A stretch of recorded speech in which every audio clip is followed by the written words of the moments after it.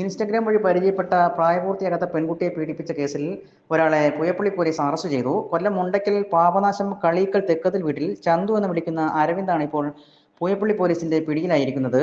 അതിജീവിതയുടെ ബന്ധുവിന്റെ വിവാഹ സൽക്കാരത്തിനിടെയാണ് ഇയാൾ പെൺകുട്ടിയെ പരിചയപ്പെടുകയും വിവാഹ വാഗ്ദാനം നൽകി പീഡിപ്പിക്കുകയും ചെയ്തിട്ടുള്ളത്.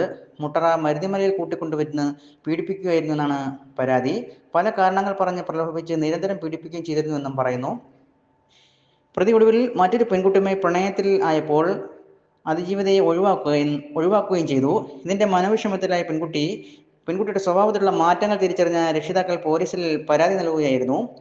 പെൺകുട്ടിയുടെ മൊഴി രേഖപ്പെടുത്തിയ പോലീസ് കേസ് രജിസ്റ്റർ ചെയ്ത് പ്രതിയെ അറസ്റ്റ് ചെയ്തു.